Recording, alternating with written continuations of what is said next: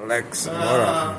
Alex Miranda. Do Rio de Janeiro, depois Apresentado pelo professor João. para o UESC e agora o professor efetivo da casa, da UESC e acredito que você é neuro do Profísica, né? Sim, Perfeitamente. Então, ele tem uma vasta experiência em relatividade, gravitação, ADS, CFT, enfim, trabalhos bem diversos. Então, acho isso muito interessante.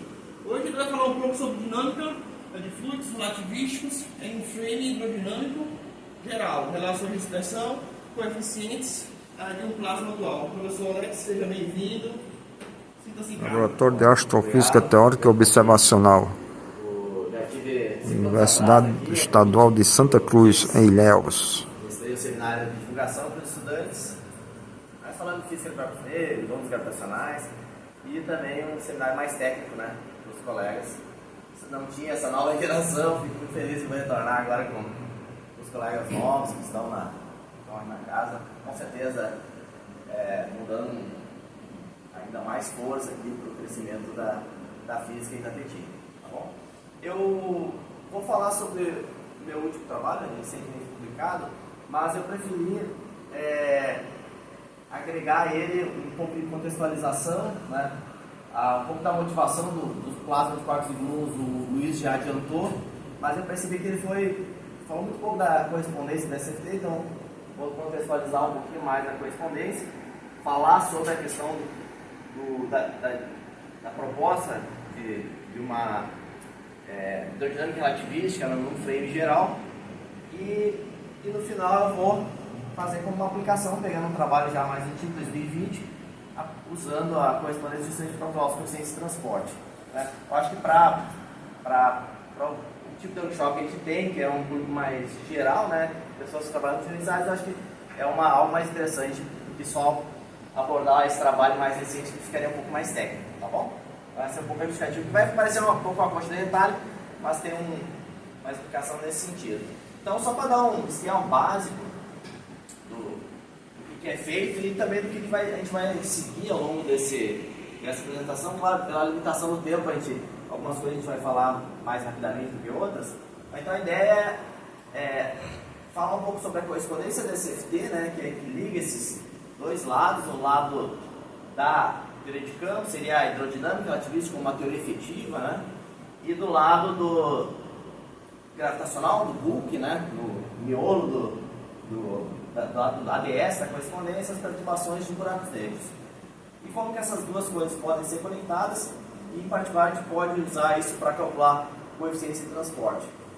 O Luiz falou já na apresentação dele de ontem, né, já uma aplicação já pensando em modelos modificados de QCD. Eu já vou ficar mais dentro de um cálculo, dentro de uma teoria realmente como uma formulação original, uma teoria com simetria conforme, tá bom?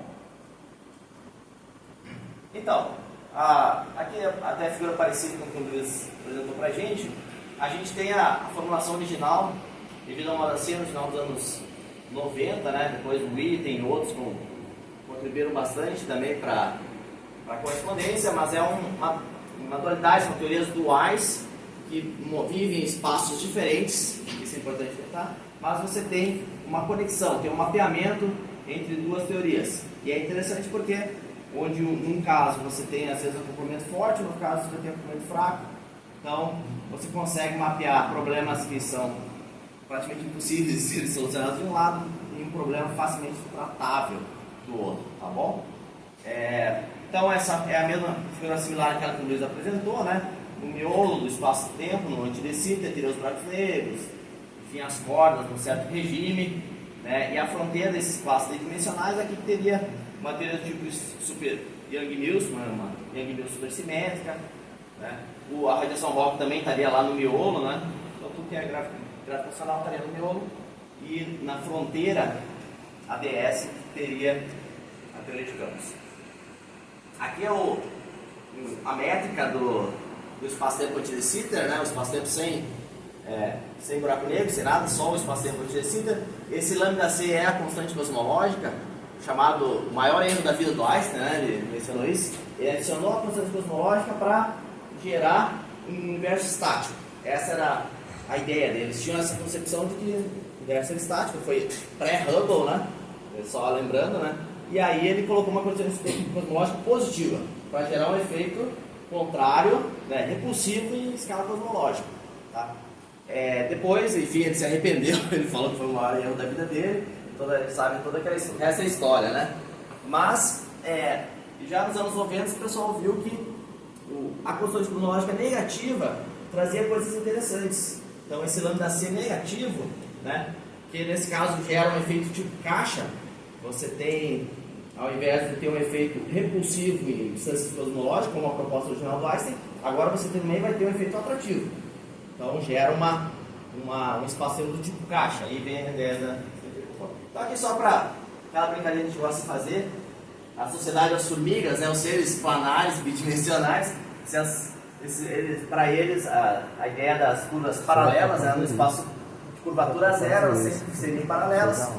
No espaço de curvatura positivas, elas tenderiam a se aproximar ao tomar essas geodésicas, trajetórias de menor distância nesse espaço, e de curvatura negativa seria justamente aquela célula do cavalo, né? O hiperboloide aqui, e as geodésicas iam se afastar. O espaço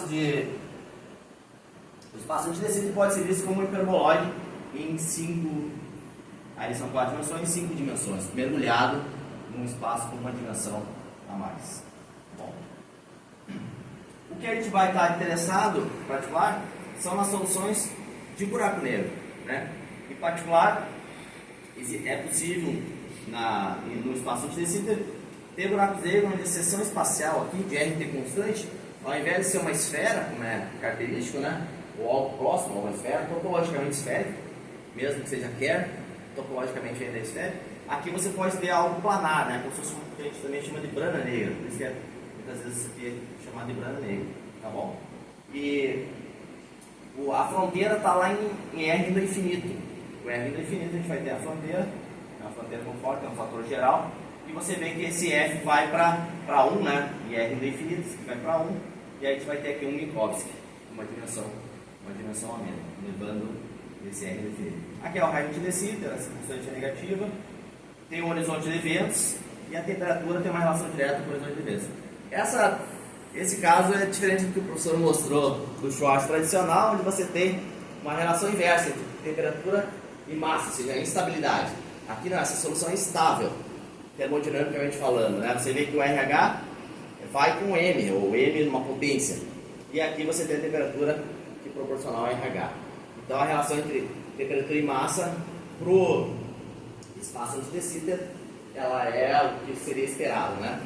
A temperatura cresce com a massa. Então, termodinamicamente, essa solução é estável. É justamente esse efeito tipo caixa que faz com que não tenha essa perda constante de energia e por isso que estabiliza o buraco negro.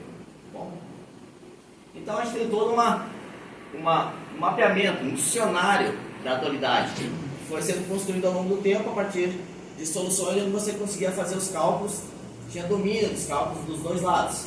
Com isso se conseguiu ir encontrando relações, né? Então, já na formulação original, você tinha lá acoplamento das cordas de um lado e acoplamento de gauge do outro, né? No regime de N grande, número de cores grande, tem o acoplamento efetivo de Tuft, né? E ele está associado com esse parâmetro dimensional, que seria o raio de decida pelo comprimento típico das cordas. E o importante aqui é que justamente no regime onde esse cara é grande, a teoria é fortemente divergente, a gente tem a supergravidade clássica, ou, em última instância, a gravitação de Einstein. Então, justamente onde você tem uma teoria fortemente acoplada, fortemente divergente, do lado da teoria de campos, você tem a gravidade clássica, que é a que a gente consegue ter todo o domínio dos cálculos. No máximo, vai precisar usar um computador, mas pelo menos é algo factível, você não tem os problemas que tem, por exemplo, na QCD, né, o colega Edilson falou, né, tem a Lagrangiana, mas tem todos os problemas, como usar as técnicas, né, de teoria de perturbação, esse acoplamento é forte, tá bom? Então aqui você consegue fazer o cálculo justamente no... Mas no caso é só clássica mesmo, ou seja, a não renormalizar a unidade, não ensina nada. Aqui não, aqui não tem esse problema. Só clássico. Porque eu digo que a geral comum de Einstein, né, tem essa questão de você chegar na gravitação quântica, você não renormalizável, né? Mas no caso você faz nessa correspondência é só clássico. Porque aqui, na verdade, essa supergravidade não seria, vamos dizer assim, pensando no limite de baixas, nesse limite onde, de uma teoria, por exemplo, do tipo teoria de cordas, entendeu? Então não teria aquele problema não seria uma gravitação de Einstein quantizada com toda aquela bagagem de problemas, né, de renovabilidade. Né? E aí você tem também mapeamento entre os campos, de um lado, acopla com os operadores, do lado da teoria. A massa do campo está diretamente associada com a dimensão do operador, não são iguais, mas a partir da massa, um cálculo simples, você encontra a dimensão. Tem as isometrias do espaço ADS, que correspondem às simetrias conformes. Né? O buraco negro vem corresponder a um sistema equilíbrio térmico, tá bom? É a maneira de você... um plasma, né, na teoria dual. Os parâmetros característicos, massa, momento angular, carga, vai corresponder também a energia, momento e carga do outro lado. As temperaturas e a entropia de Beck-Rock vai corresponder a temperatura e entropia do outro lado. A função de partição que você calcula aqui vai ser o gerador das funções de Green, né? Essa é talvez a principal prescrição, porque você calcula o gerador das funções de Green, você diferencia, você obtém todas as funções de Green, né? Então, se você calcula a função de partição do lado gravitacional, você consegue gerar as funções de Green. As perturbações gravitacionais, em particular, vão corresponder a flutuações de tensor de energia-momento. Perturbações eletromagnéticas, flutuações de uma corrente, né? Corrente conservada do outro lado. E você tem também os modos quasi-normais. Aqueles mesmos modos quasi-normais que todo mundo, no mundo todo, passou a ver na TV com a observação de ondas gravitacionais, né? Ou seja, os buracos negros começam a espiralar, perder energia, e tem um momento que eles se fundem num único objeto. E aí esse objeto fica tremendo.